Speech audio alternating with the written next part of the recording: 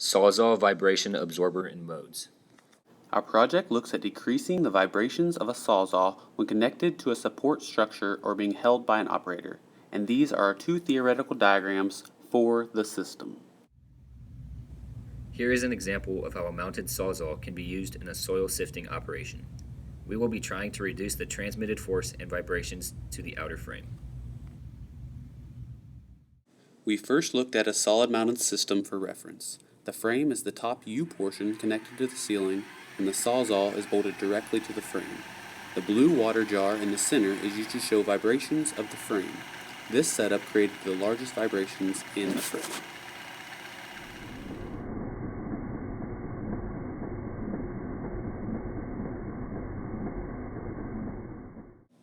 Next, we looked at a system that had rubber washers placed between the frame and the beams. The washers help dampen the vibrations transmitted to the frame.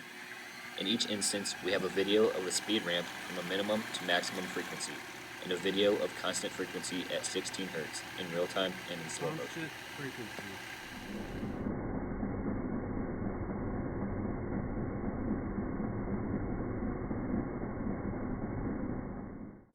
Our next setup is with rubber washers between every connecting surface.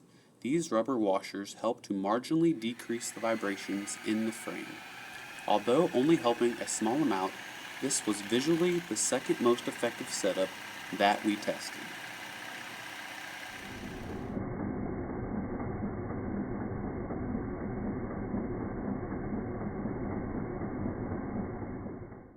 Lastly, we looked at a system that had the Sawzall supported by metal chains that we used as a damper. Of all the attempts to dampen the forces transmitted to the support frame, this method was the most successful, as we saw almost no vibrations in the water. This is because damping and stiffness are inversely proportional, and since we decreased our stiffness by using chains, our damping increased. Below are the governing equations for our vibration absorber. We have two equations, both involving an x1 and an x2 coordinate.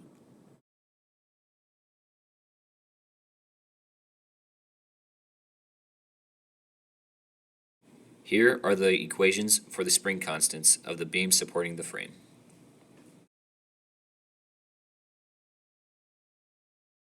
Next, we connected two steel beams, one to each side of the saw.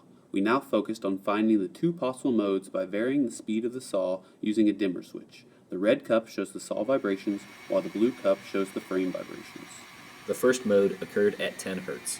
As you can see, the frame and Sawzall are both vibrating at their greatest oscillations. The second mode occurred at 13 Hz. As you can see, the Sawzall is oscillating while the frame remains still.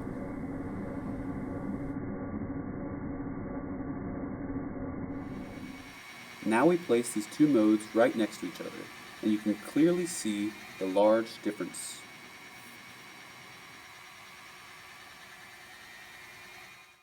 Next, we tried to find the modes after lengthening the connecting beams from 4 to 6 inches. The only mode that could be achieved was at 9 Hz, where the oscillations of the Sawzall were at a maximum. Here we attempted to excite the frame using a speed ramp, but had no success due to the smaller stiffness of the connecting beams.